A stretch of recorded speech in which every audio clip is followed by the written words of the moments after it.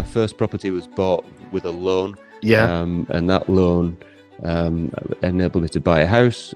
Did all the work on the house myself. I think I can call you real estate tycoon now. Last year, we added £4.9 million worth of property to the portfolio. It's compounded to the point where you're now talking about an 8-figure exit, which is a figure so many people do not. I paid more for that first house in Darlington than I did for £1.2 million worth of property last year. More money doesn't solve the problem most of the time. If you've already got poor financial habits or poor habits in general, more money is just going to make it a bit worse. People think they can't do it. And most people, it's not that they can't, it's such a lot of effort. I've come across so many colleagues who, you see a consultant who is working in private practice and is earning not of £200,000, but is in a lot of deep debt. There's a plan for everything. If you compare and contrast where you were compared to where you were before you started your journey after this whole GMC stuff and where you are now. But I share and I'm very open with everybody about everything that I do. I'm very driven to build something for my family and my legacy. I could have done more qualifications and been personally satisfied with that, but that's not me. Well, it's the MONEYWISE doctor, so we talk about money here.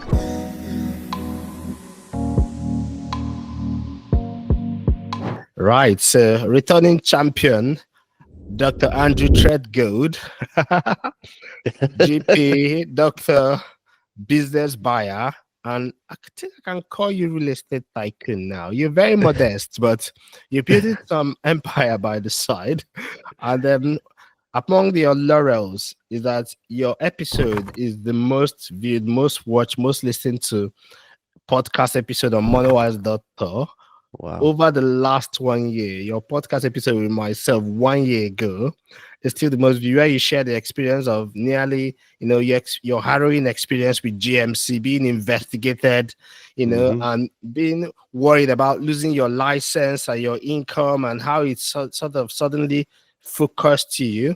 And an example you gave us that you were originally, there were 3 tracks. There's a track where you're just comfortable living your life, not worried about building assets. There's pain in between. And then there's the other side where you're building your way to financial freedom. It seems after that experience with GMC, you crossed the path of pain, and then I've gone into this part where you're now multiple business owner, you've got property, and amongst other things, you're obviously teaching doctors, talking to doctors and coaching, which is something I know you're passionate about. So welcome back, Andrew. Wow, it sounds like you're talking about somebody else. When you came for your last podcast, I think I introduced you. I look back at your experience, knowing that you worked as a urology doctor, and I talked about you going to St. Bart's and all that kind of stuff, and you sounded like that again. You said, "Oh, that was a very generous introduction," but none of this is made up. This is what you have done. No, yeah, I'm not really. I'm not really one for acknowledging achievements or accolades. Like, I don't really feel like I've achieved anything. I'm more focused. It took me a long time to understand how I work personally. Yeah. And I wondered why I didn't fit in for so long in all sorts of things throughout my life. I always felt a bit like a misfit. A misfit. Yeah, and it struck me when I was about 40. And more so, I'm 47 now. Yeah. And over this last 7 years, I've really worked out what makes me tick. And it's not achievement that makes me tick. It's the development and responding to challenge. So I do a lot on my social media. So I post daily about this type of stuff, and I say I've got it down into a small quote that it's growth, not goals, that motivate me. Growth, not goals. Yeah. So I kind of the goals are a byproduct of the achievements, are a byproduct of the growth. Yeah. So, and one of my when I look to the future and think about what I want in my life, I want more responsibility. I want more challenge. I'm a massive kind of advocate of people like Jim Rohn, in particular. Jim Rohn, who is an incredible speaker. I'm a massive fan of Jim Rohn. And one of Jim Rohn's things is that, don't wish for smaller problems. Wish you were better at dealing with the problems that you've got. So it's not about, Jim Rohn says, it's not about becoming a millionaire. It's about becoming the person that becomes the millionaire. So who do you have to become? Because becoming that person, stuff comes with it. And I've adopted that. It resonates deeply with me, and the stuff that has happened along the way, which I'm sure we'll talk about today, is just a byproduct of that, and it doesn't register with me as an achievement, even though some people think you're smashing it and all the rest of it. That's not the point. The point is that it's about being uncomfortable, loving being uncomfortable, loving growing into that, and then looking at the next part to make you uncomfortable again. It's probably a bit sadistic, but yeah, what else would I be doing? Now, this is a very crucial topic. Have you secured your family's financial future? Many times you're busy as doctors and healthcare professionals, that's fine, but if we overlook our life insurance and income protection until it's too late, we're taking a bit of a risk here. I mean, nobody can predict the future. You need to protect what matters most. Think about life insurance and income protection. This is really quite important to protect your most valuable assets. Now, if you're not sure about what you need or how to go about it, check the link in the description. I have a free guide that can help you step by step. Let's get back to the episode. I love, I mean, anyone can say anything, right? These days, people can get on social media and say stuff. But I love the part that obviously you've walked the path. You know, people say empty words and they say, oh, yeah, you have to grow. You have to put yourself in uncomfortable situations. But we've seen the receipts. We've seen you working on your sites and looking after your projects and being sort of raw and realistic about the journey of entrepreneurship. Some days you wake, I wish someone would fire you so that you can do some stuff. Yeah, but I think it's very timely. You said you started figuring out things when you were about 40. It's very timely for myself. I don't know about my audience, but you know, my podcast, I treat it as, first of all, I'm having a chat with you, but I'm approaching 40, so maybe I may eventually figure out my SHIT. Yeah. And, in 7 years, I'll fly off. Yeah. And when you're approaching 40, was that sort of like being able to start focusing a little bit? And for someone who's just joining, if you haven't watched the first episode with Andrew, you definitely want to go and watch it, especially if you're thinking of pivoting from medicine to entrepreneurship, or you just want to grow as a person. I think you really, there's a reason that has been one of the most watched podcasts. But now we're not going to go back to rehearsal of it, but I'm going to mention one of the main issues was that you are living your regular life. Then you had this issue, which we still say was kind of unfairly, treated, or okay, well, there was a situation where GMC was quite, gave you a difficult time for 18 months. You weren't sure, your life was hanging in the balance and you only had one source of income. But in summary, that forced you to really focus and you started developing other streams of income, which then allowed you to leave medicine, so to speak. Well, I know you don't practice traditionally. I'm not sure if you still hold your license. Yeah. You still do, yeah, good. Because I'm a big fan of holding your license, basically, because you actually worked over many years to get it, so why not? So that's sort of like the summary, and that was like the first episode. You unpacked your journey from going into trading, trying to figure out a way to get an extra stool. Extra leg on my stool. Extra leg on your stool so that you're unbalanced. But so much has happened in the last 1 year. And you now have taken me back 7 years. You said it was around 40, started figuring it out.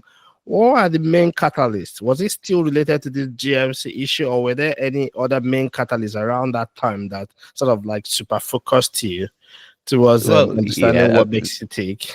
Well, the GMC thing was the ultimate catalyst that lit a fire under me that I needed to do something.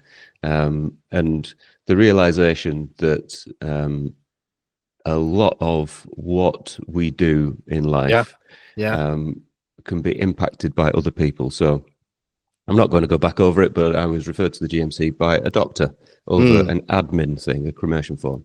It wasn't a patient that got hurt. There was no patient involved whatsoever. So the things that you think you can see coming, those are easy to avoid. But when your colleagues are, doing things and you're blindsided by that, it made me think, well, what else can happen? And there was a point before that when I was in surgical training where I thought I was going to be a consultant neurologist, and the government completely changed surgical training Yeah. It was the days before portfolios and online applications. It was all done with interviews and handshakes and the old tie brigade, which is Yeah. how I ended up moving from London into the northeast, because Yeah. I'm from a council estate near Yeah. Manchester. I Oh, didn't have the double-barreled name that the surgical trainees might have had from Eton and Harrow in London. oh, So that's how I oh. ended up moving northeast to get onto surgery. Yeah. Um, and then I was quite happy being a surgeon, and the government made us all kind of reapply for our training jobs again. And those of us that were already working, not one of us got interviews. Wow. It was the people that were paying the people that wrote the software. They were the ones that got interviews. And eventually the consultants, after 6 or 7 months, said, well, where's Mr. Threadgold and where's Mr. Bales and where's, these people that I've trained for years? Where are these? Why aren't these getting interviews for their own jobs? Wow. And the whole thing collapsed, at which point most of us had scattered around the country. A good friend of mine ended up in Norwich as a trust SHO, non-training job to maintain doing urology. I'd gone into general practice, and eventually they offered us our jobs back, and by which point I was into GP training. I said, no, thanks. And that was one moment, a massive life lesson, where I realized that I'm in a career in my life where I'm not in control of it. The government can change it just like that. And it's a bit like, in business terms, it's a bit like selling widgets on Amazon. Yeah. Your widget is amazing. Everybody buys this widget. You build a business over a couple of years. You're doing fortunes selling this widget on Amazon. And Amazon suddenly notice and think, oh, we can make that widget for cheaper. And we can shadow ban you from Amazon. So all of a sudden, you now have no business because Amazon have taken your business and you've got no control over it. But yet we all, as doctors, build our careers in an environment where we are not in control of it. The government can change it like that. A complaint can change it. The GMC can change it. And there's nothing you can do about it. And that was one of the massive life lessons that really made me think, followed by the GMC, that something had to be done for me personally, and for my personal future. And so those were the two big things. Wow, that's heavy. But it's also you did true. Ask. I guilty carpe diem. Look, if you're listening to this at this point, this is the point you want to pause and then replay it, because there's a lot in that few sentences. Basically, how much of your future are you leaving in the hands of one, at the stroke of a pen, a policy change? Because you mentioned Amazon, and this is something Amazon has done quite a few times. I think about the other aspects would be building a business on Facebook or Instagram or one of the social media platforms, and they could come back and just change the algorithm. If you're not building your own owned media, like your podcast or your email list, they could just come whoosh and just change it, and you suddenly go to zero. But this is a risk that most doctors, most medics have never really thought about it in such clear terms, that any slight change. And I wonder if it's experiences like that actually crystallize it to make it seem, look, this could actually just suddenly change my whole trajectory. Would you like to go back now and be a surgeon, seeing all that you've done so far? No, and do you know what? When I was a career surgeon, I'm that kind of person. Yeah. And I thought when I ended up in general practice, I thought I'd sold my soul, because you know what it's like in hospitals. You're not a proper doctor if you don't work in a hospital, and all the rest of that rubbish. And it took me a few weeks of working in general practice to realize that actually that was what medicine was about for me. Being your own boss as much as you can be in a practice, independently working, being run by clinicians with more experience, not necessarily having the whole thing run by nurses who've just been promoted up the ranks. No disrespect to nurses whatsoever. My wife is a nurse and a midwife, so she's in control. You're gonna have some explanation to do at home now. Yeah, well, she's in control. I'm still being run by a nurse that's been I think I get your point where you're going to. There's a bit more autonomy in the GP practices. Like GP surgeries are basically run by GP partners, which you were a GP partner at some point, and then there's a manager and all that stuff, and you feel like you're in a bit more control. Yeah, and you get to see people that come back again. There's continuity in general. Even nowadays, there's still continuity. Whereas in surgery, that was kind of what was missing. And I did find myself, because I'm very people oriented, and I did find myself following consultants around and having to re-explain to patients what the consultant had said. And it kind of, I wondered, why am I the one that's doing that? So in the end, I ended up in general practice. And I actually, initially in general practice, I was quite happy. And then another thing occurred to me, there's a problem with getting your CCT as a doctor. It doesn't matter what your specialty is. Okay. The problem with getting your CCT is that once you've got it, that's it. There is very little career progression ever again after your CCT. You might get a job in the CCG, you might get on the local LMC board, you might get a job in a role in an advisory group in the hospital. But really, once you've got your CCT, you're at the pinnacle of your career and you never progress. The earnings never really change either. And if you're doing that in your mid-30s and you've got another 30 years of not progressing, the people like doctors that are intrinsically goal-driven, we have a goal to get our exams, we have a goal to get into medical school, we have a goal to get on the training program of our desire in a location where we want, we have a goal to get our CCT, and then there's no goals after that. So this, I've never really thought about it that way, but I mean, obviously, especially in GP practice, it feels like any growth is going to be now horizontal rather than vertical. I don't know how it is for maybe consultants in the hospital, but it seems like any growth is going to be people there start doing diplomas and doing extra stuff and going into some other roles. Yeah, so that's quite insightful.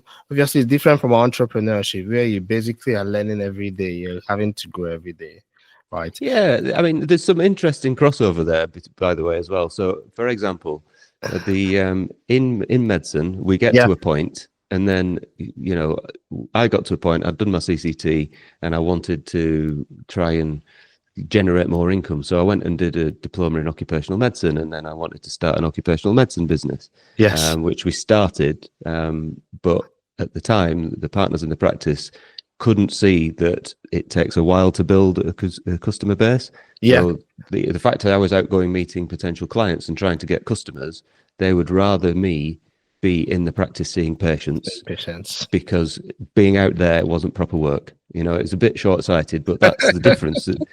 But what you realize is it's like dentistry. You get to a point where you've got your being a surgeon, you get to the peak, you get your CCT, you get to your level of competence. More qualifications do not equal more money.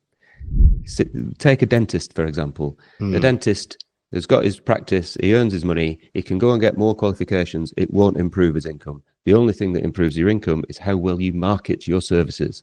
And that's the big difference. And, those are some of the things that transfer across and the attitudes that transfer across when you own things like a healthcare business, like I do, a private practice. Getting that mindset into clinicians that have grown up in the NHS is a challenge.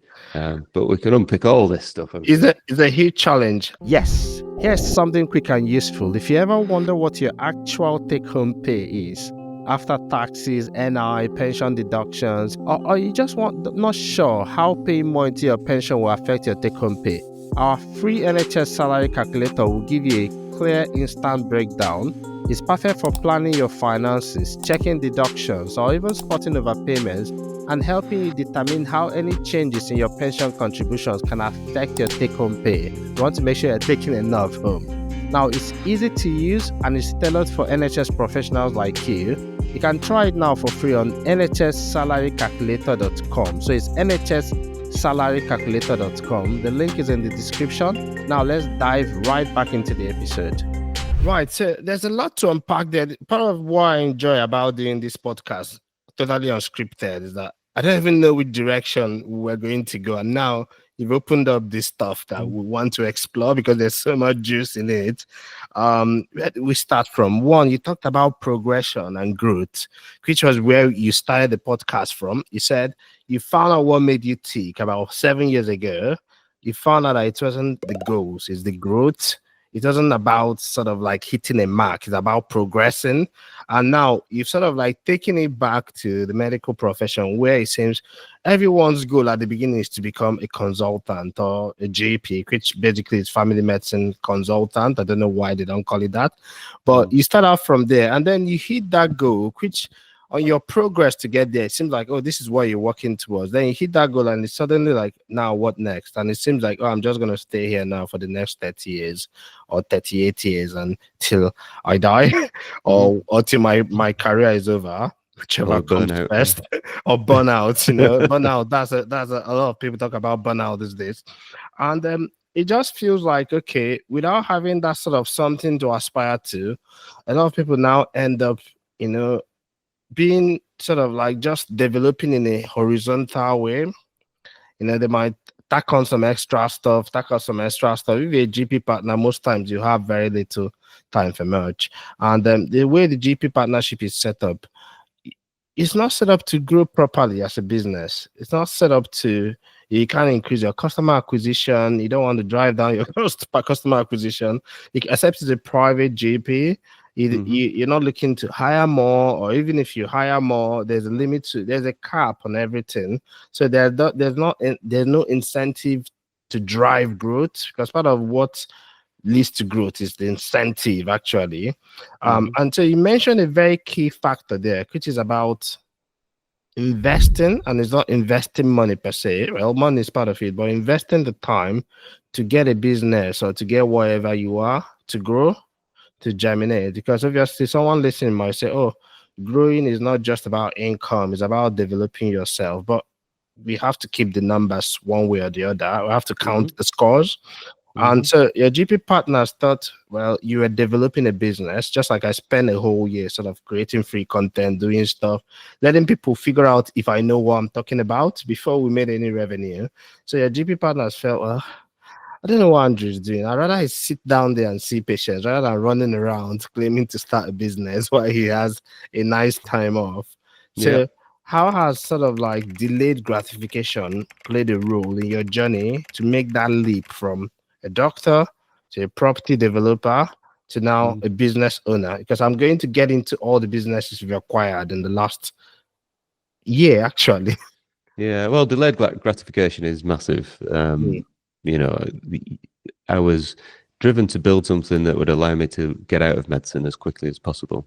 And by doing that, you slowly start acquiring properties, developing them, refinancing them. And instead of the money that the property generates or the business generates, instead of taking that out and, go and buying a set of turkey teeth with it and having a picture next to a Lamborghini or a Louis Vuitton handbag, I would put it back into the business and it would compound, and slowly I would delay the gratification, and I'm still delaying gratification.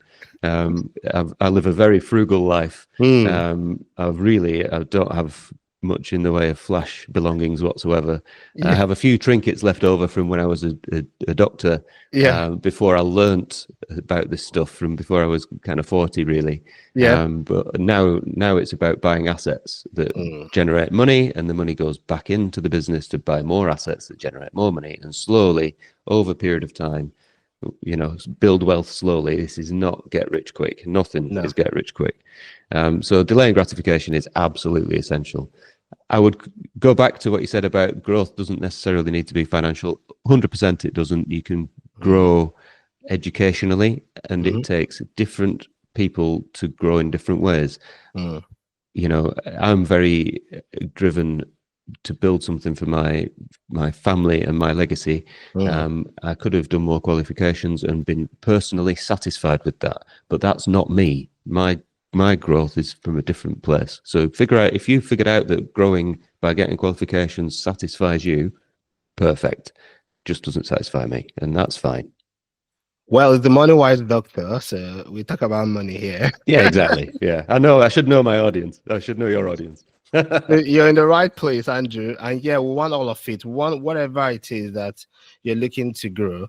But again, you've also hinted at something really quite, and a film. I see the days of 17-year-old YouTubers who take a picture next to a Ferrari, or even property investors or developers who feel the need to show off their Ferraris or Lamborghinis. I mean, don't get me wrong, in social media, sometimes you have to get attention one way or the other to pass your Yeah. message. But I've looked, a lot of your content seems so raw and realistic. It's like, I'm a multiple business owner, but this is my life. Like, I'm not living a flashy life. I'm not sort of like living on, bad debt, borrow a lot of money, which now having done MONEYWISE Doctor for almost a couple of years now, I've come across so many colleagues who you see a consultant who is working in private practice and is earning not of £200,000, but is in a lot of deep debts and is living in a house worth probably £1 million. These are not hypothetical cases, these are actual conversations, one-on-one sessions. And you just realize, okay, more money doesn't solve the problem most of the time. If you've already got really poor financial habits or poor habits in general, more money is just going to make it a bit worse. But I just want a comparison. If you could compare and contrast where you were in terms of finances, assets, and liabilities, and I just want a new car and all that kind of stuff, compared to where you were before you started your journey after this whole GMC stuff, and where you are now in terms of, assets and building stuff, in terms of also your habits of spending and all that, because you probably don't look like the typical Instagram millionaire. No. So when I started, I'd been in when I started this journey, I'd just bought this house. So I had this house, which is quite a big house, but I had a massive mortgage. I had 50 grand of credit card debt. I had a car on finance. I had no savings at all. Wow. I was working to pay the tax man, and then the tax bill would be massive. And then I would work harder and earn more, and then the tax bill gets bigger. And then you have a nice couple of holidays because you deserve it, because you're working so hard, and you have to go on a credit card. And I had the full consumer debt thing going on. I was working to live, and it was and when the GMC happened, I thought that was one of the things. What would happen? How would I pay all these bills that I've got? Whereas now, let me just interrupt you, Andrew. There, feel free to tell us exactly. You're not bragging now because I know you're modest. Feel free to tell us the full details. Last year, we added £4.9 million worth of property to the portfolio. Wow. And in the businesses that we acquired, we added £1.5 million worth of revenue to it, and that's in the last 12 months. Wow. So prior to that, several £1 million worth of property, hundreds of thousands of pounds worth of income from the property. That's a gross income. There are costs that come off it. Of course. I run around in a 10-year-old car. Okay. I have a truck, I did have a truck that got burnt in a firebomb, but I have an old van that's a 2007 van that I spent £2,000 on. I don't own anything from Louis Vuitton.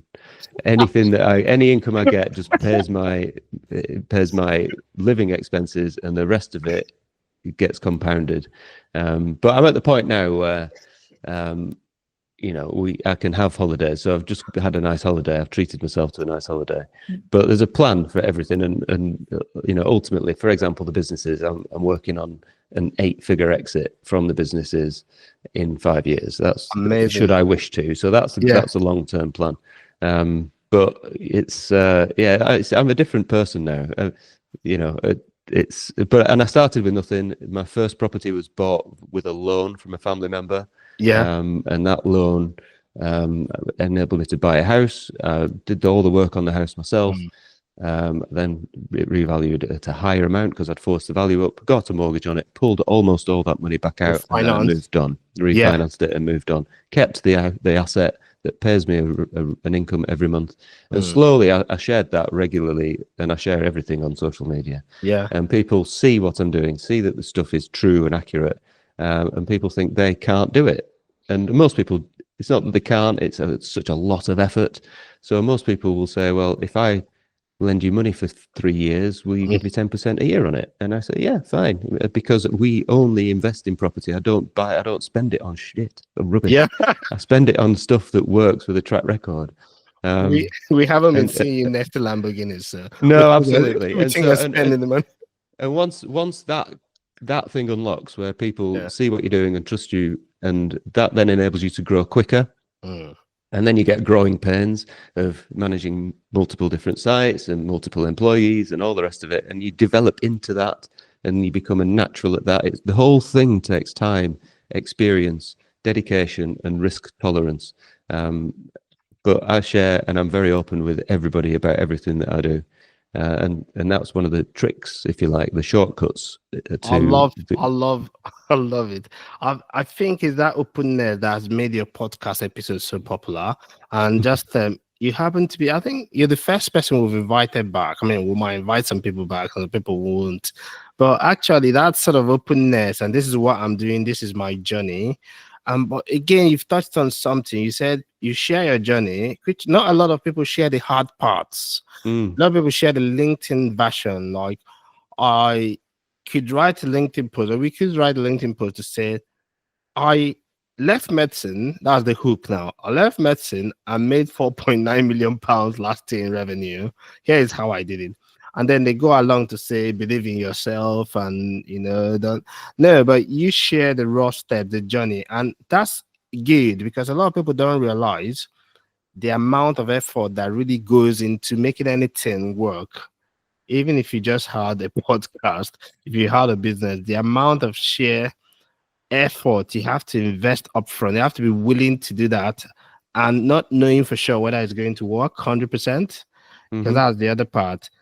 But I feel like my experience so far in entrepreneurship, you've had me on your podcast, and investing has shown me that it's better to start, even if you're not sure, and fail, and then start again and learn, which I think you must have experienced in your property journey, because in our last episode, you shared how you bought that first flat. My first property was bought with a loan from a family member. Yeah. And that loan enabled me to buy a house. Did all the work on the house myself. Was it in Darlington? Yeah. You bought your first flat. Obviously, people say, your flat was throwing off an extra, maybe £200 extra at the end of the month. Some people say, well, how do I get to financial freedom with £200 now? And they think, I'm just going to go do an extra lecum shift, or go find something. But somehow it's compounded to the point where you're now talking about an 8-figure exit, which is a figure so many people do not. I don't mean everyone, but of course, there are entrepreneurs in my audience, but the average doctor doesn't figure out an 8-figure exit anywhere in their life. I mean, even if they cash out their NHS pension or whatever pension they've got, they're not thinking they're going to be imagining an 8-figure exit. So that's really quite fantastic. And I want us to pause for a moment and just celebrate that moment, because you have a tendency. I haven't done it yet. Yeah. I know. That's what I'm aiming at. Oh gosh. Now, I don't know. Your car is older than mine, so I'm thinking, well, if I haven't got an 8-figure exit, am I sure I need to change that car? I'll probably keep it for a while more. But it's edging closer to 5 years. But it's about there's lots of different ways you can look at it. It's about cash flow. So the first thing is, do you have something that generates enough income to fund your life? Your first number is covering your expenses of your mortgage or rent and your bills and your essentials. Once you get to that point, if you're still working as a doctor or whatever job you're in, it gives you an enormous feeling of freedom, because have a bad day, you can go home and you can think, well, actually, even if I didn't go into work, I'd still have my essential expenses covered. So it allows you to treat the job differently, with a bit more freedom. And actually, when I got to that point, I enjoyed the job a lot more, because I didn't feel that I was reliant on it. Absolutely. You also then realize, I might be doing 60 hours a week in this job, but my side hustle pays for my essential spending. Mm. What would happen if I left and did 60 hours on my side hustle? Ooh. And the difficulty is, I had a message yesterday on Facebook, actually. Somebody, a doctor, was asking me, how much do I need to earn from my business? What percentage of my doctor's salary do I need to earn until it's safe for me to jump? And I said, that's the wrong way to look at it. There will never be a perfect time to jump, because when you leave medicine, it's a bit like base jumping. Will the parachute open when you jump out of that plane? Hopefully. So at some point, you've got to make the choice to do it. And that umbilical cord, that income trap that we have as doctors, where we earn over average income on, usually, that's what keeps you trapped, because it's a comfortable life, but it's not enough to make you financially free, but it's enough to reduce your motivation to get out. So yeah, it's a difficult thing. Whoa. so much golden nuggets being dropped casually. I'm not gonna let that happen. We're going to come back to it. So basically, I don't know if you know the concepts. Where I grew up in Nigeria, and when we went to visit maybe my grandmother in the village, there's like that, you get like a goat, it's being tethered. So like it's tied, there's a rope around it, and then it's tethered. It's got like a bit of a rope, and it can move around. It's grazing around the perimeter, and it can't go beyond that perimeter. For what you described, that imaging just came to me, where you are, if you're a doctor, a consultant, okay, yeah, you've got an illusion of freedom. You've got like some income you can actually spend, but there's a perimeter which you can't go beyond. You can't decide, I want to take out like 1 year to work on my business, because you are now sort of like trained. It's almost like heroin, right? Was it Nassim Taleb who said one of the biggest addiction in history, heroin and a monthly salary? Yeah. Nassim Taleb is one of my favorite authors of all time. I think I mentioned it to you on your podcast. So that monthly salary is very addictive. And one of the joys, obviously, when I left my salary job 2 years ago, it's going to 3 years now, when I left my salary job, was getting that sort of freedom of like, yeah, actually, I can actually take the majority of my time. You make your side hustle, which is something you're passionate, you're good at, you're obviously very good at it, and making your main hustle and putting that amount of time. Because you see a lot of people trying to get to the point where the side hustle starts to pay for their life expenses, and there's not that element of sacrifice or stuff. And what happens that it doesn't really happen, because then you are never giving it the enough time, you're not giving it the attention. Like we're doing this podcast by 10:30 a.m. on a Tuesday morning. Who does that? If you're a doctor, you're probably somewhere at work at the moment, or you've done a night shift, you're resting. Part of why we're able to do that is because of that freedom. We've got that flexibility. And I'd rather have that than a Louis Vuitton bag. LVMH. I have nothing against you, but I think I value freedom over a Louis Vuitton bag or a Ferrari. So that's yeah, but it won't look as good on Instagram, though. Freedom is hard to picture. I mean, basically, it is, because wealth is obviously not visible most of the time. It's a spending that most people can see.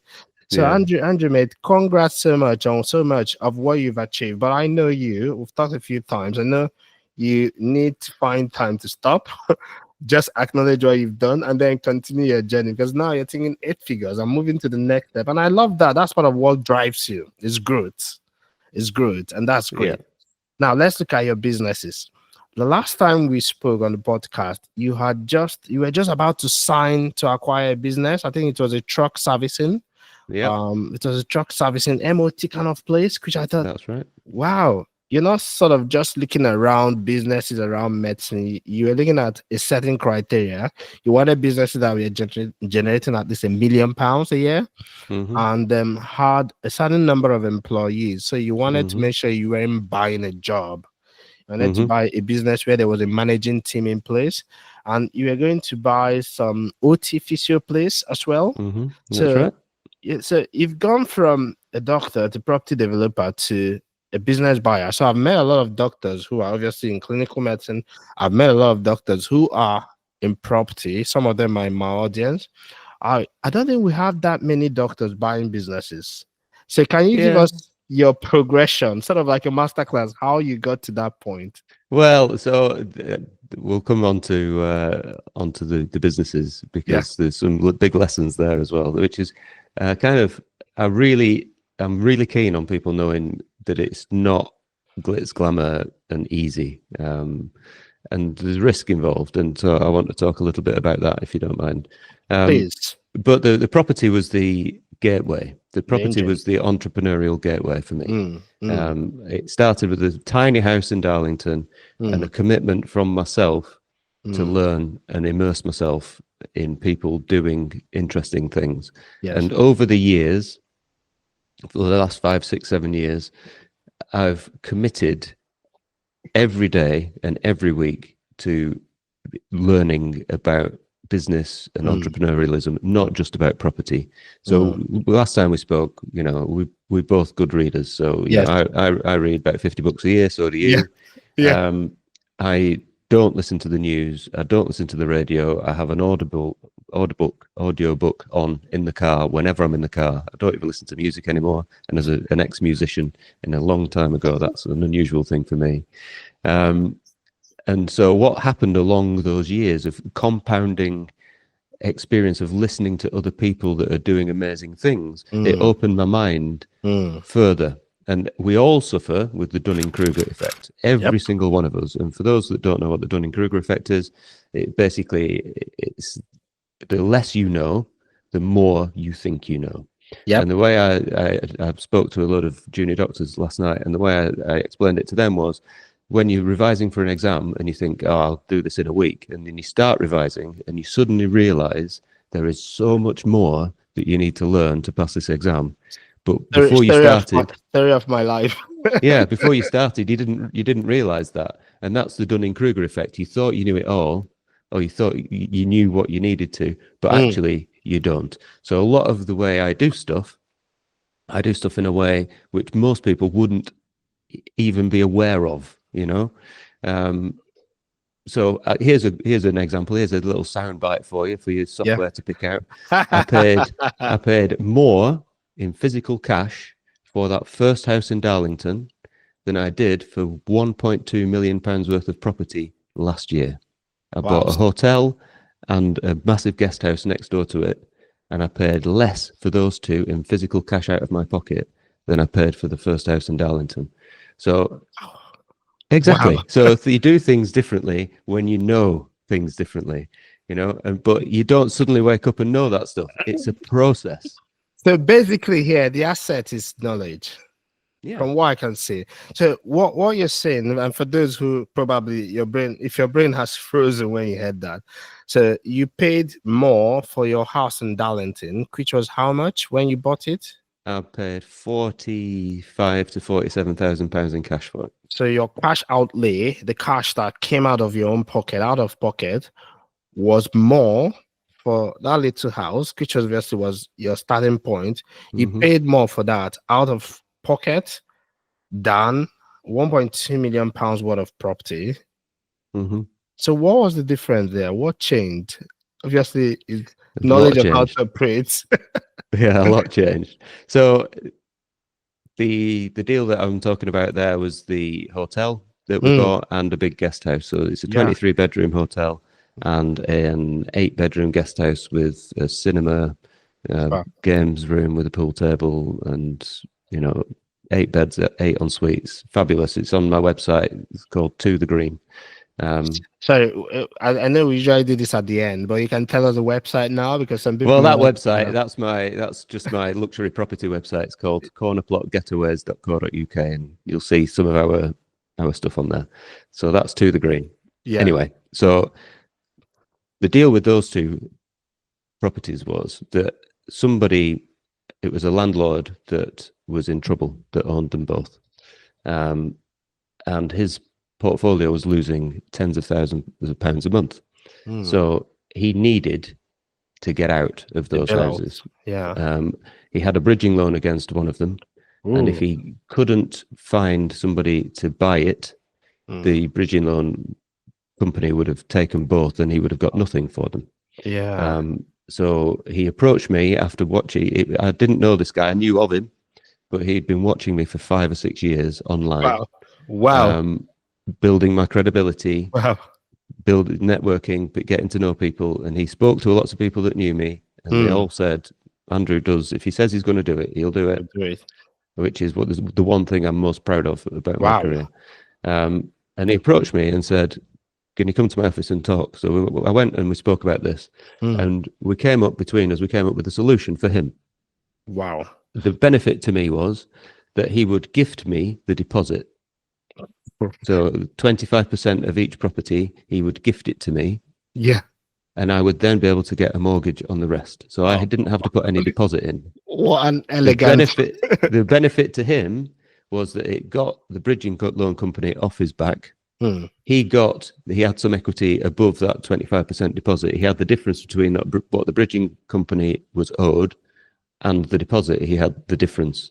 So he got that in cash into his bank, which eased his financial situation.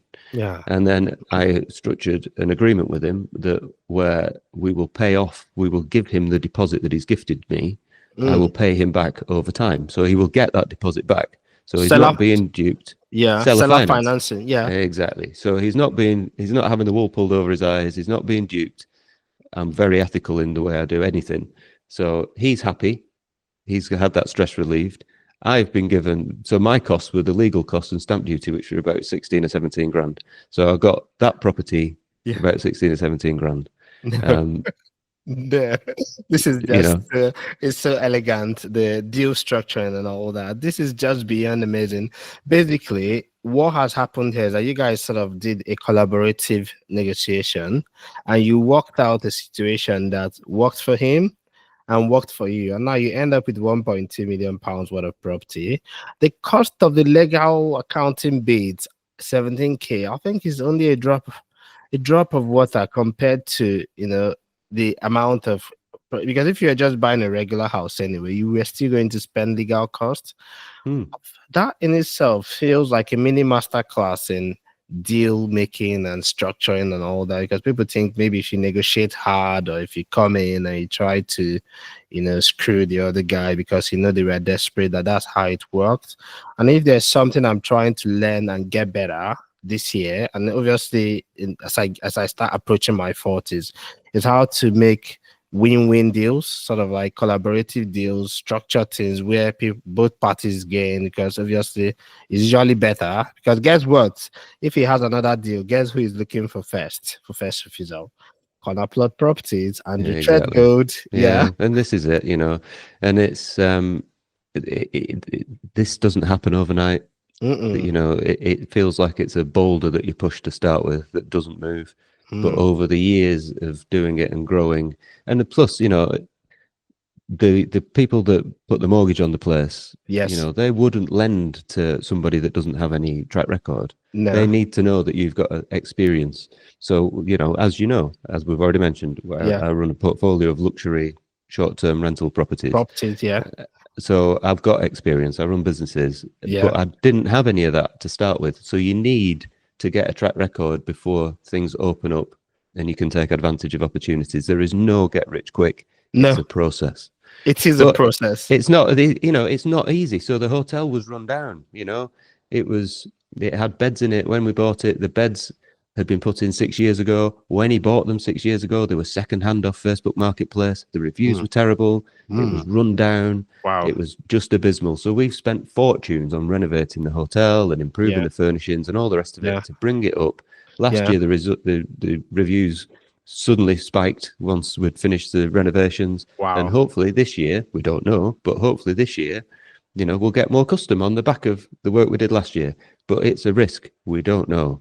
And in the off season, like we're in at the minute, bookings are down because it's January.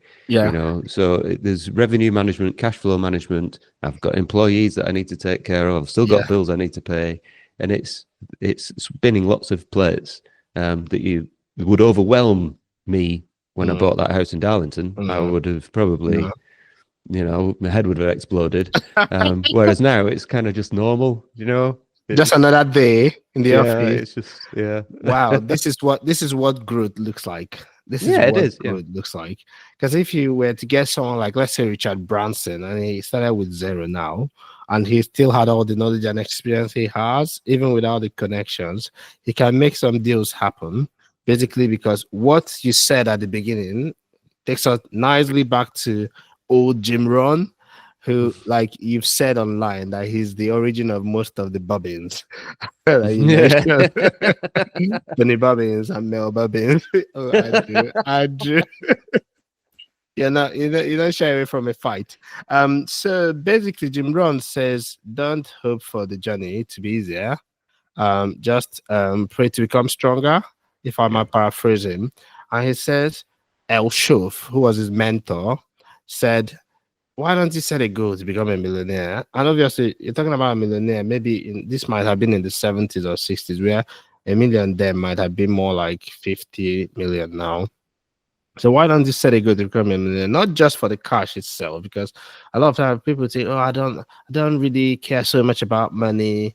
It's not about the cash." But you're spending 12 hours working in the shift and spending 2 hours in the traffic to go to work for money. So, but Jim Rohn sort of like puts it quite eloquently. He said, not for the cash, but for what it will make you, what you will become. So the same Dr. Andrew Threadgold, who took that bold step. I'm sure when you were even buying that house in Darlington, you might be thinking, oh gosh, what am I doing? This is risky. Now you're talking about staff payroll, revenue management, words that probably didn't exist in your vocabulary. Talking about revenue management, staff payment, because you're an entrepreneur. It's like every day you wake up and fight some fires. People don't know that that's what it is. Like, except you observe someone closely. If you just see the results of what they do, entrepreneurship is like you wake up, you fight fires. Some days you're winning, some days you're down. Every day there's one big fire. Then suddenly you're like at this level, and people think, well, wow, that's amazing. But you said it's not easy. No, it's my phrase is that it's simple, but it's not easy. Yeah, I mean, none of it's rocket science when you know, but it's a grind. Every day is a grind. You know, it's some days I've got a kind of a draft post written for my socials this week about this. I can't wait. I'm very big on it, as you know. Yeah, I post my thoughts. People probably think, you know, I just make this stuff up, but actually I think very carefully about the stuff that I put out. And some days there is more money coming in, and you think the cash generation is endless. Some days all you can see are outgoings, and you wonder how you can possibly meet the stuff that you've got to pay. You know, some days you think everything's going great, and then a key member of staff decides to leave. You know, some days a customer will ring up and say they don't want to work with you, and suddenly, you know, 10% of your turnover disappears. Wow. Some days you really can't be bothered, but you've still got to do stuff. Some days you're burnt out, but people rely on you. You know, some days you've got meetings that you really can't be going to. Some days you love it. Some days you've got more energy and you think you can work 3 days without stopping. It's a grind. What tends to happen, there's a law of diminishing intent. You know, when something happens in our life, you know, you have a bad day at work, right, I'm getting out of this, I'm going to do something, and you've got this drive to do something. The longer you leave it before you take action, the less exponentially, the less the intent becomes, and the less the motivation becomes. So you've got to take action when you're in a position to, because if you don't, it'll never happen. How many times have people said, I'm going on a diet this year, and it doesn't happen? I'll stop smoking, and it doesn't happen, because they don't take action when the intent is there. And that's where the difficulty is. It's not in knowing the stuff, that comes with time. The difficulty is remaining consistent every day, every week, every month, every year, regardless. And that is where most people stop. So another example for you, the vast majority of landlords that own properties in the UK only own one. Only 5% of landlords in the UK own more than one property. Wow. And only 2% of landlords in the UK own more than 3. And do you know why? Because it's hard work. It is. It's hard work. It is. you buy a property, you have tenant issues. You have tenants that, want to change the box seat or crack it, or they stop paying, or it needs a refurb and you can't get tradesmen, or the refurb time overruns, or the build cost that goes past what you budgeted. Or there's unexpected bills that fall out of the sky, or the council suddenly decide that you're not paying enough council tax, or the government decide you're not paying enough tax on the revenue that you're getting from your buy-to-let. And every day there's something, and then you might get another property, and the problems don't halve, they magnify, they double, and it's really difficult. So there's a reason why very few people have more than 3 properties. But the payoff, right? So a lot of times, I say you have to choose your hard. Everything you said is totally true. Whether you were in entrepreneurship or you were practicing as a doctor, or if you were like, as you are, a multiple business owner, there are days when some people who are working one job as a doctor feel, I want to quit this job because I'm just hanging in there. And there are days where you feel great, you have a high. Like you said, if you've got other alternative options of income, medicine becomes this joy, source of joy, like where you can go and interact with a 75-year-old lady and help them get better. Then they tell you about what they were like when they were 27. But you've mentioned something quite clearly here. You said a lot of people, they don't take action, or as Jim Rohn, because you're a big Jim Rohn student, they don't take action when they're in a position, or they don't. Jim Rohn would say, strike while the iron is hot. I think that is the case here. In terms of, let's say, for someone who was where you were some years ago, before you started your journey into property development, invest in entrepreneurship. Obviously, whoever, if you're listening and you've not watched the first episode, just go watch it, because Andrew actually delivered a masterclass there before you went to try to trade stocks, long, short, hedge funds, and all that. And then you ended up with property, which is terribly hard. I mean, there are many games to play, but you played the one where you won because actually you were hands-on, you were ready to do the hard work. If there was someone just listening, let's say a doctor, maybe a GP partner who they're in their 30s or their 40s, and they're thinking, or even 50s, and they're thinking, I am tired of depending on one sort of income, and I want to build an asset base, because that's what you're doing now. That's what you've done. I want to build assets. I want to, because it's all hard. Working as a doctor without sort of that security or anything is still quite hard. Becoming a doctor is also even hard. That's why a lot of people drop out.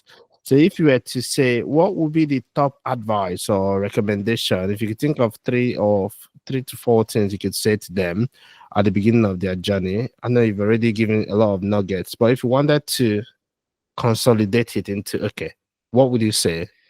Well, it depends on the individual to a large extent. So you need to have an idea of what you want out of your own life. So do some blue ocean thinking, and if there was no restrictions on your life, what would you want from it? You need to know yourself. Are you somebody that wants to keep working very hard? In which case there's a lot of opportunities for you, because there is no shortcut and no substitute for hard work. Or are you somebody that wants to continue? You might quite like doing medicine. You might be in a position where you're quite happy to continue doing medicine, but you want to build something on the side. In which case, that's about cutting your cloth accordingly, making sure you've got some money left over to invest in whatever way, shape, or form that would be. I quite like the idea of managed funds, Vanguard ETFs and stuff.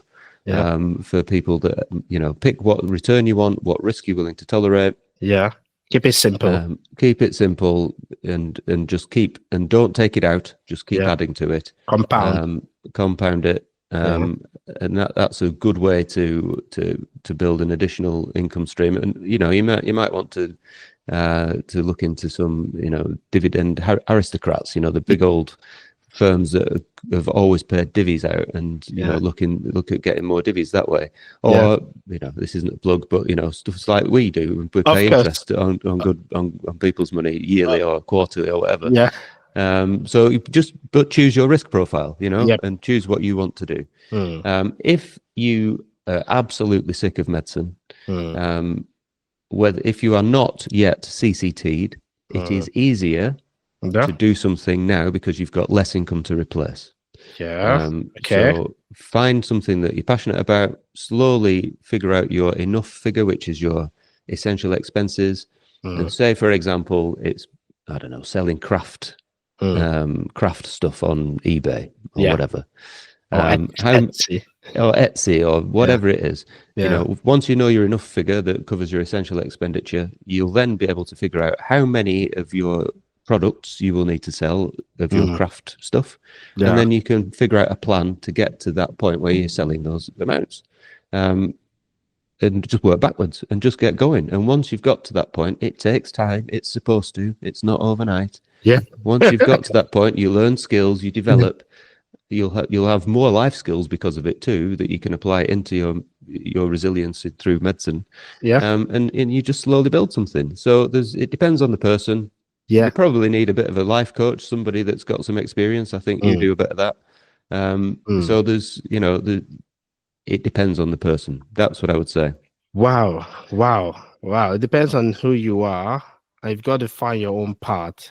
Yeah. Basically, I know you were trying to start doing a bit of coaching at some point, which there's this coaching paradigm, right? Where those who have the real experiences and they actually could offer something are too busy doing the stuff they do to offer any sort of coaching time. And then there are those who actually just have stories to tell.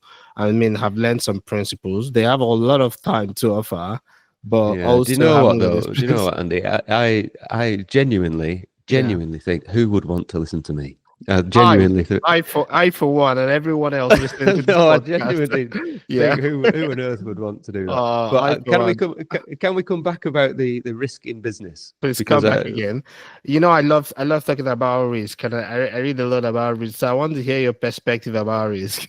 Well, so last time we spoke, you said, that, and I told you, and it was true, that I was about to sign for a heavy goods vehicle MOT servicing centre. HGV servicing centre. And I'd met the owner several times. We'd agreed a deal. We'd agreed the finance.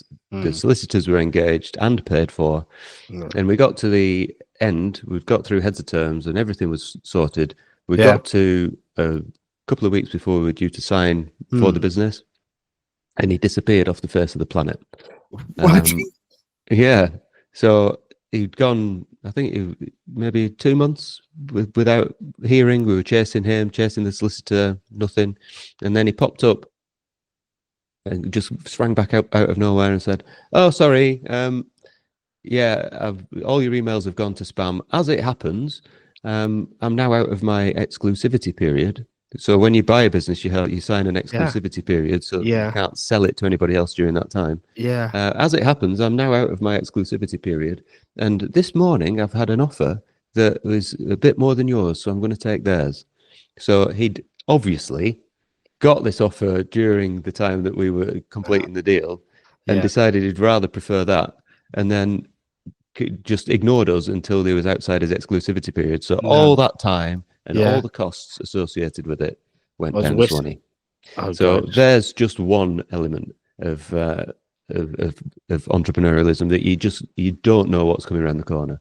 However, the other business that you mentioned there is Halo Physiotherapy in Kenilworth, which is in Warwickshire.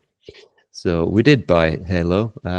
Halo's a lovely little business. Wow. We're developing that quite nicely. We've recently employed a physio that's been working at Premier League football clubs for the last kind of 10 years. He also is the lead head of medicine for Cirque du Soleil as well. So he's got a really stellar CV, and we're starting off a sports medicine clinic with him. Wow. Nice. Another business that we ended up buying as well was a security company in Norwich called Security Solutions Yes Limited. Security Solutions. Wow. It's sort of very diverse interest here. Yeah, it's brilliant though. I love it. I love it. Because then that means you can just go where the opportunities come up. Look, before we talk a little bit more about the other businesses, I just wanted to highlight a little bit more what you said about the person you're negotiating a deal dropping off. I mean, this happens sometimes when people want to get a bit more, and rather than being honest about it, they act in a certain way. But one thing about life and business is that it's not a one-off game. Let's say next time, if you're doing deals all the time, you're doing like opportunities, if you act badly, then it just your reputation takes a hit, but you don't know it. You might get that short-term benefit. But long term, if you do have anything else to do or you're trying to get something else, even people who are not directly involved in the deal, they get to find out how you treated the last person you had a deal with. And this is one thing that is a benefit for you coming from medicine. You are always aware of your reputation. Or being a doctor, integrity, even more important than your reputation, is quite important. And I think that's one of your strengths, obviously, that you highlight. That if you want to do business with me, I know you've got like a business where people who obviously don't want to go through what you do give you some money to invest in your business, and then you give them a return which far exceeds what they will get if they were buying like gilts or bonds or whatever. But if you didn't have a good reputation, if you didn't have the integrity, I mean, nobody would really give you any money, would they? No, and No. that's why I share so much on social media as well. Yeah. And I think it's important to say that anybody that puts funds with me, they have a clause in their contract. It's all legally done properly. And if they want their money back, they give me some notice, and they always get their money back. And I personally, outside of my companies, even if the company's folded, I personally underwrite every penny that's with me. Wow. So I stand by what I do. That's something, for example, compare that to the bank. If you've got, I don't know what the FCA amount is now, but it's something like 50 grand. If you've got more than 50 grand, 85. 85. If you've got more than 85 grand in, it's not one bank. It's the whole I banking read group. about So it just 2 days if ago. you've got more than 85 grand in Halifax, and you might have 85 grand in, Royal Bank of Scotland, you're only covered for the first 85 grand that they'll guarantee. That is correct. Many people don't know that. They've got the same license, like NatWest and RBS. If you've got like 85 grand jointly, then you're not covered, but you think you're covered. Most people don't even know about FCSC, because I've seen a doctor puts double the amount in an account, and when we chatted, I was like, what are you doing? They just didn't know.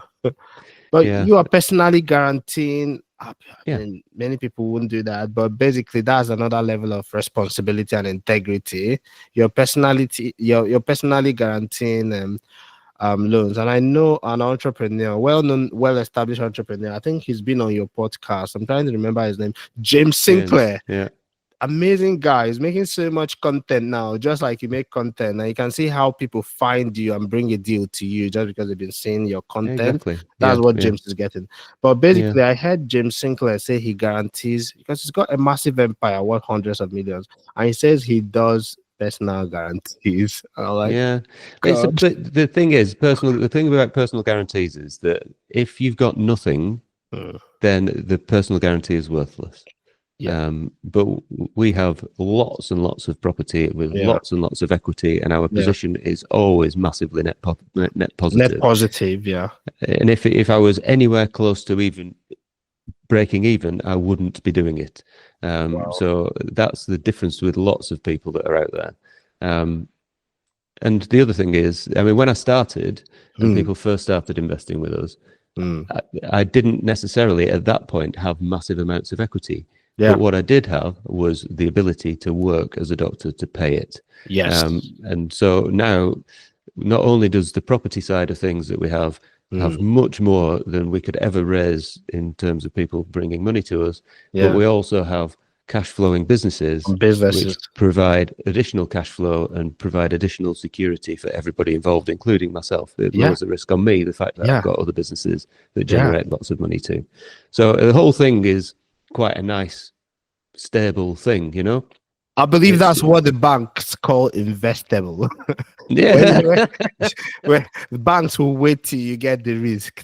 At the beginning, they don't want to give you any money. Then further on, they can't wait to give you money. I suspect that's where you're going to. Very soon, you get them shoving money in your face. Say, I mean, it is what it is, and I'm always, people say to me, you're always saying about your investors and you're always on your socials, but the two fundamental things about the entrepreneurial life, when you are truly in the entrepreneurial space, is You always look for deals or opportunity, and you always raise finance. And so I'm always looking for opportunity, and I'm always talking about raising money, because you need both to grow. That's just those are just the two fundamental responsibilities for any entrepreneur.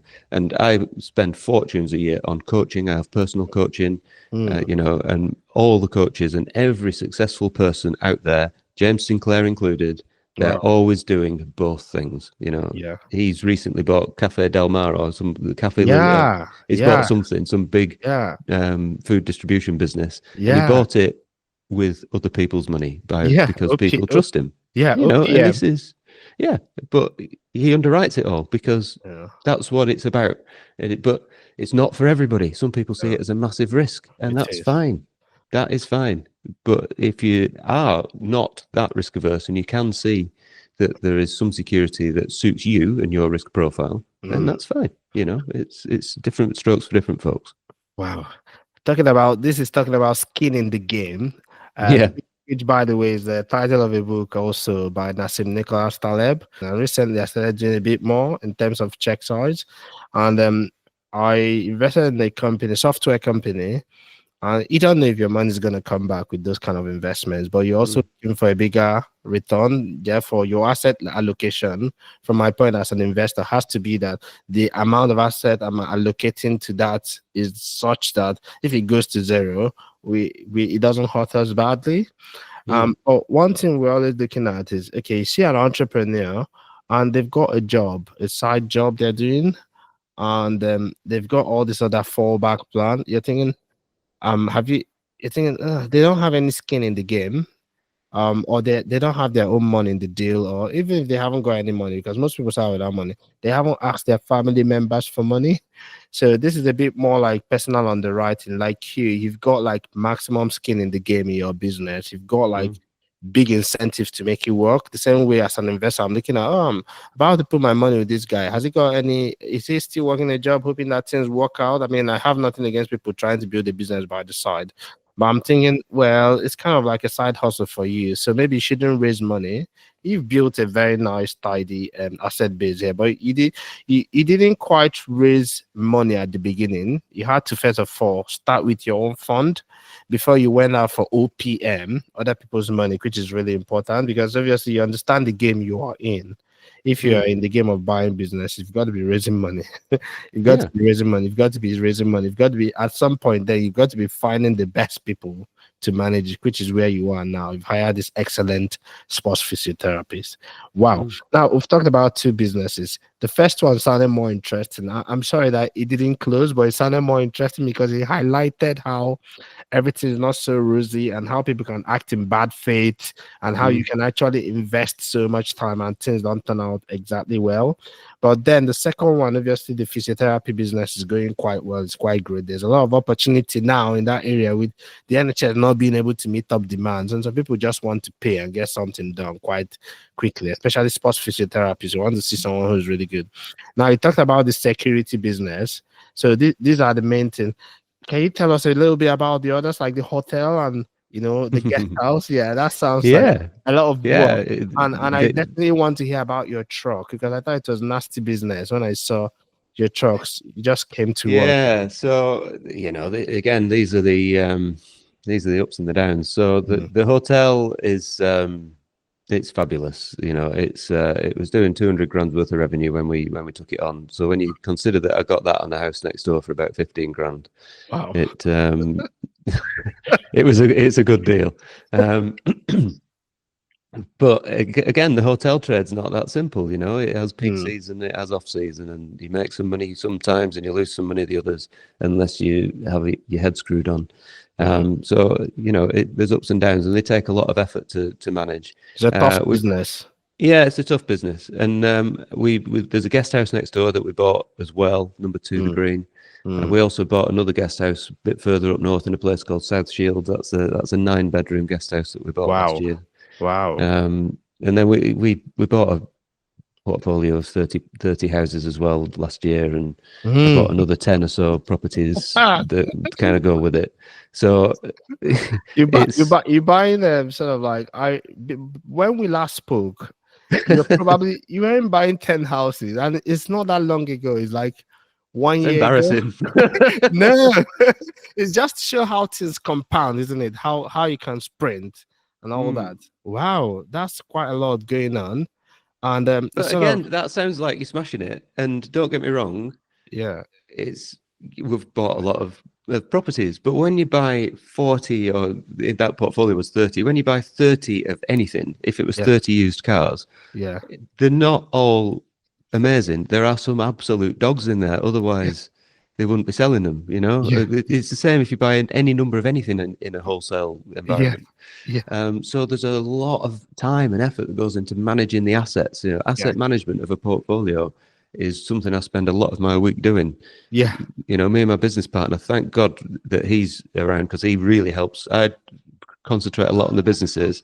He concentrates more on kind of the portfolios and stuff. Operations. Yeah, because there's so much that's involved with it. Tenants not paying, properties that need repairs. Oh, it's a nightmare. There's so much of it. And when you've got, and that's just the 30 that we bought, not including the ones we already have. So, yeah. I want to just touch on the physio space a little bit, actually. Yes, so the physiotherapy space is very interesting. Okay. And there's lots of doctors that will be in your audience. As you rightly said, part of it is the fact that the NHS physio is overwhelmed. So there is a space for private physio. But there's some real niche areas in private physiotherapy. For example, female pelvic health physio. Wow. Prenatal, antenatal, postnatal female pelvic health physiotherapy is a growing area. And we there's very few female pelvic physios very out there. Few. Yeah, but we've got two at Halo. We've brought two in at Halo to serve that need. That whole space is very interesting, but there is a massive challenge in running a private health business. And the challenge is, compare it to the security business. Everybody in the security business knows that they need to generate revenue for the business in order for their wages to get paid. That's just the mindset. Nobody in the physiotherapy business thinks or like healthcare. that. Or healthcare. Because they've grown through a life where it doesn't matter if they're seeing people or not, they will get paid, because that's what happens in the NHS. So if there's gaps in your clinic, you sometimes wonder whether people are switched on enough to think, maybe I should be ringing and trying to bring revenue in. Hours are really good, but there is a notable mindset difference between a commercial business and a healthcare business, which is commercial. And that's a fundamental challenge. It's really a tough nut to crack. But anyway, it's a very interesting conundrum that I'm currently working with. This sounds like something we're going to have to explore, because I suspect we'll have to bring you back. It sounds like something we might have to explore in the future, because this is also the mindset, this same mindset that stops many medics. So doctors, physiotherapists, whoever, trying to start a business. They've all lived through a lifetime of guaranteed salaries, guaranteed income, and almost guaranteed job. And suddenly they have to, we still work hard, right? We all work hard. No, absolutely. But in the business, you can work hard and have no income. You can work hard and have no revenue. You can work hard and then people don't turn up or nothing happens. So being able to build in that entrepreneurial or intrapreneurial, like you can be an employee and sort of you're looking for how to grow. And it's something I always think about. Like, we're now at the phase where we're hired a couple of people. We've got like operations lead, and we've got people doing graphics and editing. And you're just thinking, okay, I'm always thinking, how do I provide more incentive so that this person's incentive is aligned to the incentive to the interest of my business? So that was a question that I'm sure you might have thought about. You might be able to incentivize managers to say, okay, this is your base salary, but okay, you can also get an upside based on how many people you see and all that. Then you get them talking on Facebook about what they do and talking on LinkedIn suddenly and all that. But it's been quite a journey. I think I know you're a really, really busy man, but spending this whole almost 90 minutes to unbundle the journey you've been through. I think we've just touched on a lot of it. We haven't even really discussed much of it in depth. We're just scratching the surface. I suspect, and if you're in the audience, let us know if you want me to bring Andrew back for a much longer deep dive. He's a busy guy. We're all kind of like busy, but we'll make our time to do these things because it's a bit cathartic as well. You're sharing your experience, you're reaching more people, and in a way, it's like you can't coach everyone one by one, but you are being able to impact thousands of people at the same time. So if you're in the audience, if you want Andrew to come back, tell us. If you've got questions for Andrew, I can get him to come back and comment on your questions or answer the questions. If you have questions for him, put it in the comment. If you want me to bring him back, especially if you're on YouTube, put it back in the comment, because as you can see, there's so much more from where that came from, and we've only managed to scratch the surface of all this stuff. I think there's very much more. Right. But before you go, I think we've got like a few minutes before you go. Again, let's just assume that you're where you are. I know you touched on this earlier on, and you talked about risk and risk management and all that. There's a lot that has changed. Employers NI benefit and employers NI contribution went up. This is sort of my bread and butter kind of stuff. And I did videos after the budget. I thought, oh, this was horrendous. So there's a lot changing in the business sort of atmosphere in the UK, and people who are not even in business are also being squeezed a little bit. There's some subtle changes. So if you don't follow personal finance like I do, that close, I know you follow taxes as well. I remember your picture of going to have a word with HMRC. I love that photo so much. Actually, I need to have a word with them because I'm just about to pay a massive chunk for corporation tax. Yeah, but a lot has changed. One of the big changes was inheritance tax, and it was done in a subtle way. Pensions were included as part of inheritance tax. I know there was the farmland issue as well, but pensions are now included as part of your estate to be considered for inheritance tax if you pass after 75. Which again, it makes me wonder about the level of second order thinking, because I keep saying to people, does that mean okay, there's an incentive for the benefactors, or is that for the beneficiaries? There's an incentive for you or whoever it is to die before 75, because if you die before 75, then your pension falls outside your estate and there's no inheritance tax on it. But if you die after 75, your pension falls into your estate. And as a GP, I'll be looking out for people saying, my dad is 74 now and he's sick. I'm not sure he needs a doctor. I'm not, but this is a perverse incentive. And I don't know if I'm the only one who has thought about it when this was announced. That was my first thought, because that's how my mind works in life. Incentives. Who's incentive? And my dad is 75 as well. At the moment, it's not. I haven't got anything to inherit in terms of money. I've inherited a good name from him. Yeah. So in terms of parting words, because I feel like we've only just scratched the surface. In terms of parting words, if there are any parting words you want to share for a doctor who's looking at all these difficult changes, the pension, the taxes. Sometimes local GPs are struggling to get work now, and some people are having to flee to Canada and other places. Before we get to the point of how we can find you, what would be any parting words you'll be sharing, or something you might say if someone came into this podcast and this is in a nutshell? I know it's difficult to put it all in a nutshell. What would you be saying to them, Andrew? Yeah, I would say I would resort back to people like Felix Dennis in How to Get Rich, or Jim Rohn, and their words are better than mine. And I would say something like, there is never the right time. The environment is never perfect, ever, for you to do something different. If you look at the people that have built success and wealth over years, they've been through governments where the tax has been, in America, 95% income tax at times. They've been through wars, they've been through crises, they've been through everything. So it's not about it being the right time. It's about getting in and just starting something and following it and building over time. Because if you wait for the right time, it will never happen. So if that's where you're at and you're desperate to get out, just make a start. And you could do worse than starting with the words of Jim Rohn and listening to some of his books.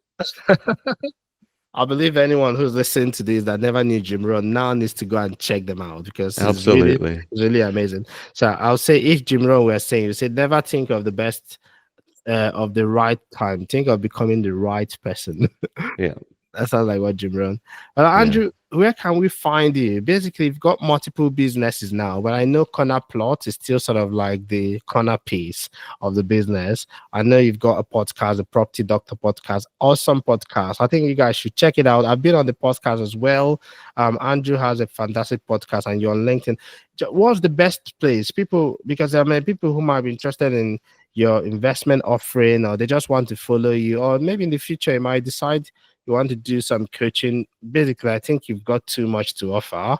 The question is, what time do you have to do that? So where can we really find you to follow you? I am most active on Instagram, Andrew_Threadgold. And that's where I'm by far and away the most prolific on Insta. You can find me on LinkedIn, and I've got, various websites, andrewthreadgold.com. But fundamentally, find me on Instagram. And, if you've got insomnia, I will cure you. If you've got insomnia, okay, that's fantastic. I know you've tagged me on some Instagram. I didn't really do much Instagram. I write basically on LinkedIn because I decided to pick up one platform and just focus on it. But yeah, you put up good stuff on Instagram. Instagram is also the proper place if you've got like properties or things that lend themselves to photos. So on Instagram, we look for it's corner plots. Is that corner? No, it's Andrew_Threadgold. Okay, we'll put it on the screen. Andrew_Threadgold. And if someone wanted to go and look at some of your amazing properties, I know a lot of them are in the Northeast.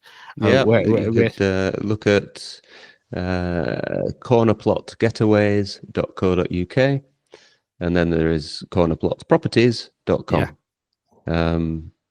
And then there's if you go on to andrewthreadgold.com, you can navigate across the lot of them. You can navigate across. We'll put all of it on the screen. Reach out to Andrew.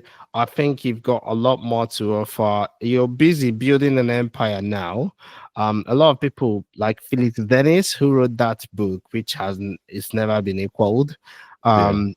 A lot of people, they write their journey at the end, but more and more people are sharing their journey now while they're in the process. I think there's a space for that. And that might mean your posts that you write and being able to speak. You could take the same posts that you write and just record them by voice. And in different media, I think documenting your journey now is actually, you don't need to get to your destination, your 8-figure exit first.